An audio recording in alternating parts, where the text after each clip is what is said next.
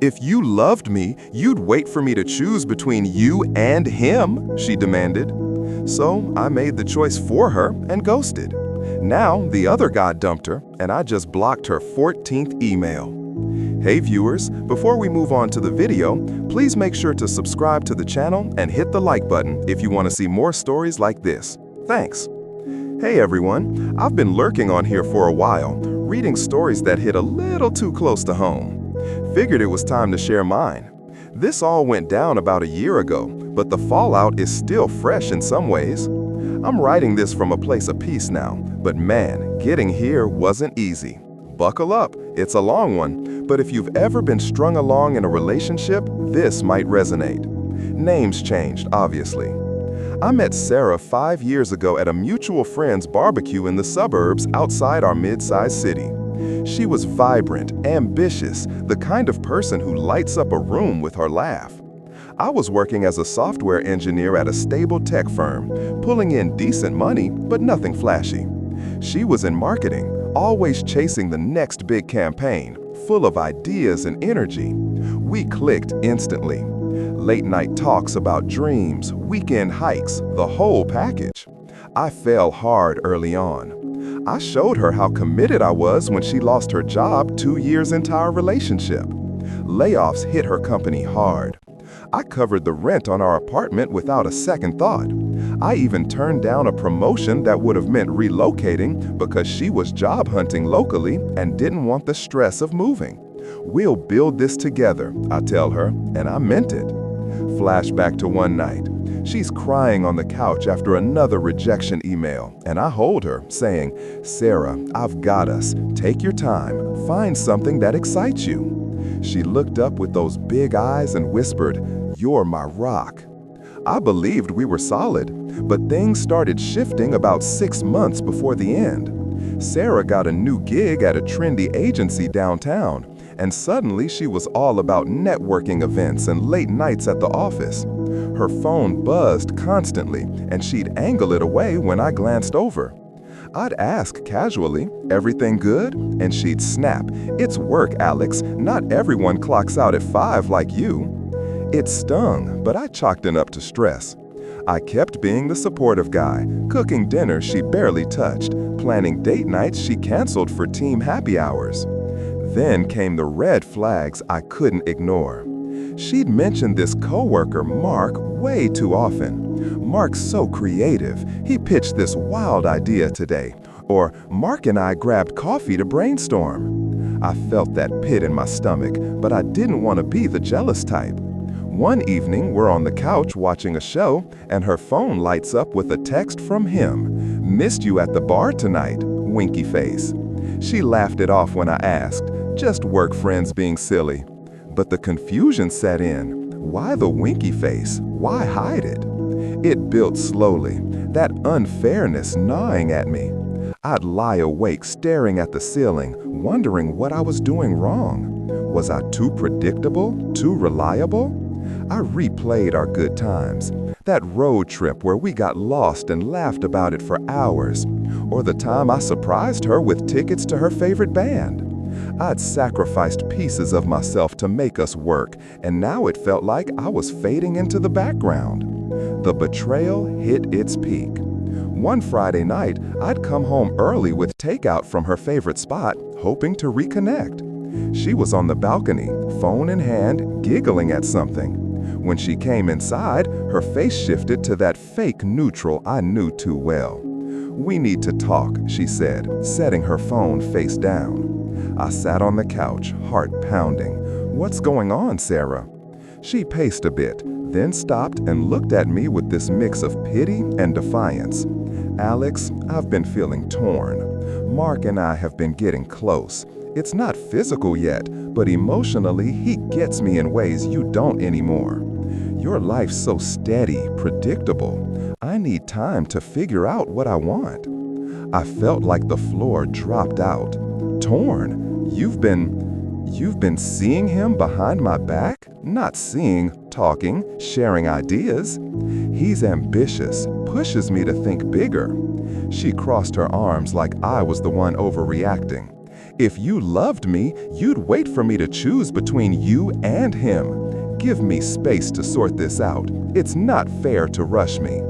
There it was, that entitled demand. Wait for her to choose, like I was some option on a menu? Her tone was smug, almost challenging, as if testing how far she could push. Mark challenges me. Alex, you just support me.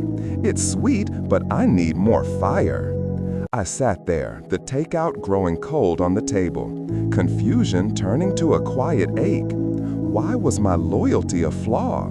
I'd given up that promotion for her stability, handled the bills when she couldn't, and now I was predictable. The unfairness burned, but I didn't lash out. I just nodded slowly, letting the silence stretch. Inside, though, something shifted. I wasn't going to beg. That night, after her little speech, I didn't sleep. I lay in our bed, her side empty because she needed space, and crashed on the couch, replaying her words. If you loved me, you'd wait. It was manipulation wrapped in logic, making me the villain as I didn't play along. But the more I thought about it, the clearer it became. I wasn't an option. I was done being her safety net.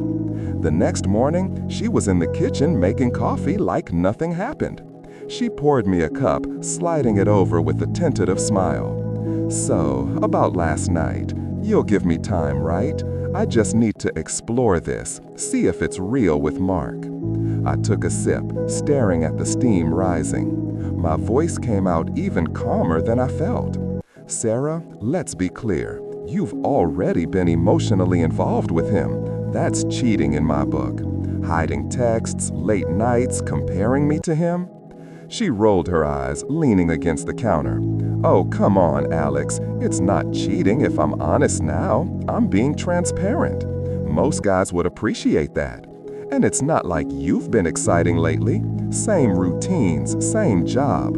Mark inspires me. He talks about traveling, starting side hustles. You just want to stay put. Her justifications twisted like a knife. So, your solution is for me to sit here while you date him?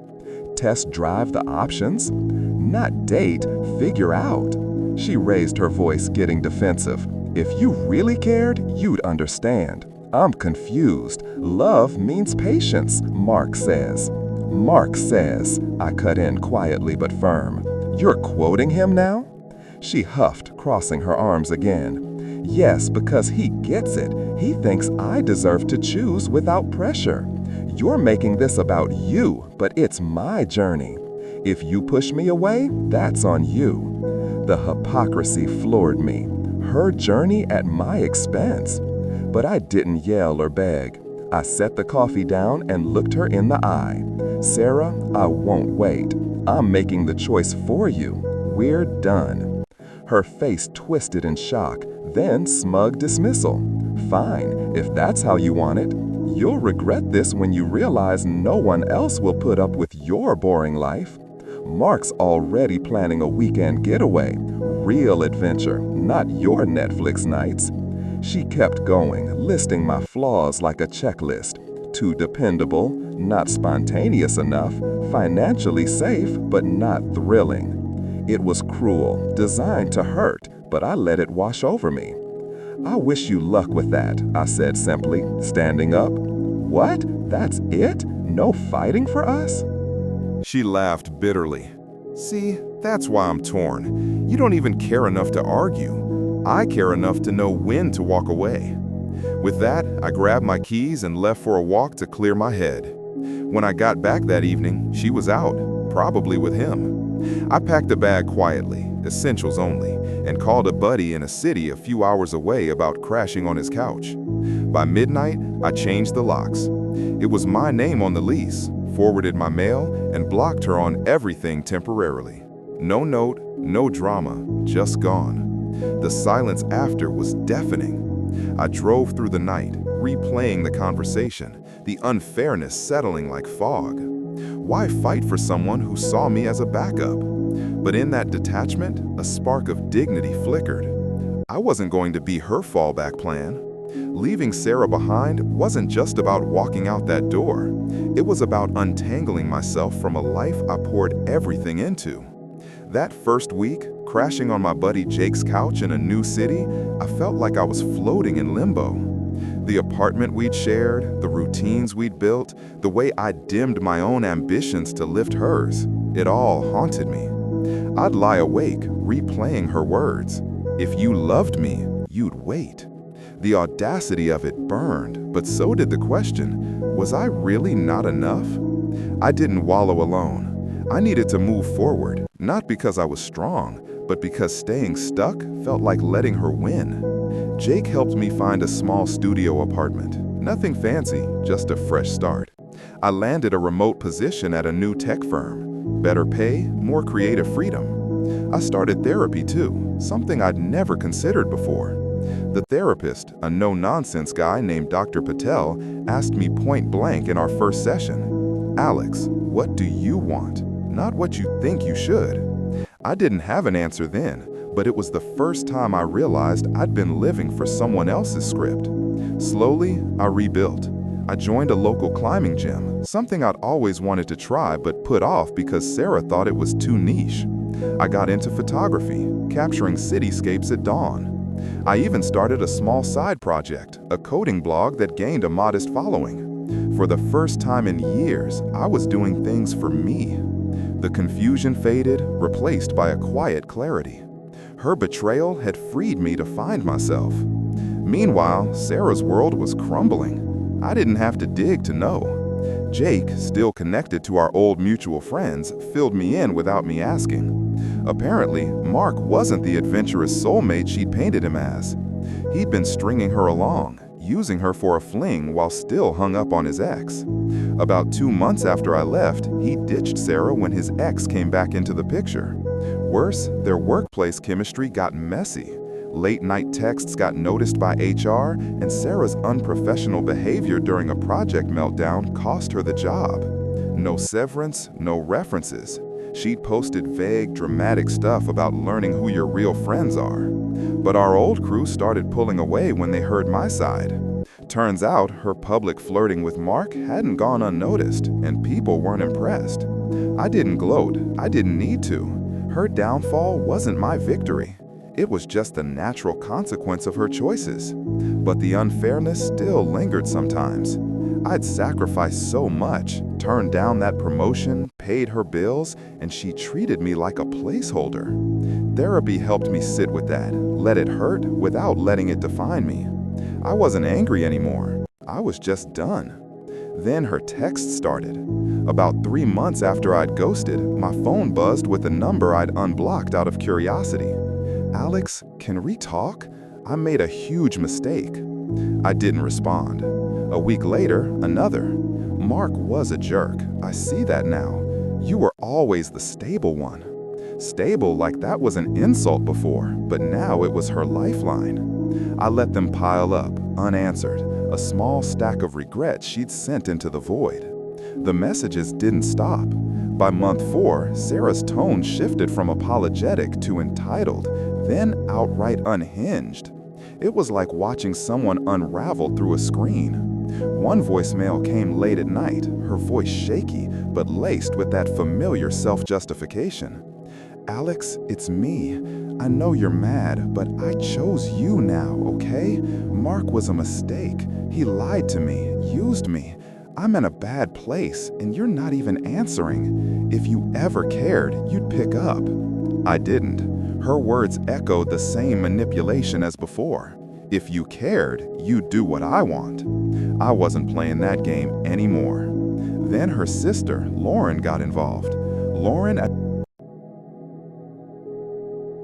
I never got along. She was the type to stir drama and call it helping. One afternoon, my phone rang with her name. I let it go to voicemail, but curiosity got me. "Alex, this is Lauren." Her voice dripped with condescension. "Sarah's a mess because you just up and left her. She's broke, living with me, and can't even get out of bed some days. You think you're some saint ghosting her like that? She needs you, and you're too selfish to even talk. Man up." I almost laughed at the irony. Sarah's family calling me selfish after she strung me along? I blocked Lauren's number. The mutual friends came next. Our old buddy Mike, who'd always been closer to Sarah, sent a text. "Hey man, Sarah's really struggling. Maybe hear her out. She's learned a lesson." I replied with a polite, "Appreciate the concern, but I'm good," and left it at that. Mike didn't push, but I could tell the group was splitting. Most of them started siding with me once they heard about her. Choose between you and him stunt. By month 6, Sarah's emails were flooding my inbox. The first few were long, emotional pleas. "Alex, I'm so sorry. I was confused, and Mark took advantage of that. I know now you were the one who really loved me. Can we just meet for coffee?" Then they got desperate, almost frantic. "I'm living in a shitty apartment. No job, no friends. You can't just erase me like this. I need you." By the 10th email, she was angry. "You're heartless, Alex. I made one mistake and you're acting like I'm nothing. You'll regret throwing me away when you're alone forever." The 14th email came a week before our mutual friend Tara's birthday party. It was a novel. Paragraphs of her spiraling, blaming me, then begging again. "I'll be at Tara's party. Please, just talk to me. I can't keep living like this knowing you hate me." I read it, sighed, and hit block. Her words didn't move me anymore. They were noise, not substance. I wasn't her savior, and I wasn't her villain. I was just done. Tara's birthday party was at a rooftop bar downtown, the kind of place with string lights and overpriced cocktails. I almost didn't go. Big gatherings weren't my thing anymore. But Tara had been a solid friend, one of the few who checked in after the breakup without picking sides. Plus, I'd been casually seeing someone, Emma, a kind, grounded woman I met at the climbing gym. Nothing serious yet, but she was easy to be around, no games. I brought her along, figuring it'd be a fun night.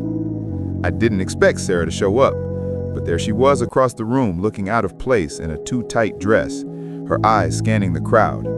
When they landed on me, her face lit up, then faltered when she saw Emma laughing at my side. I braced myself. This was it, the moment I'd known was coming.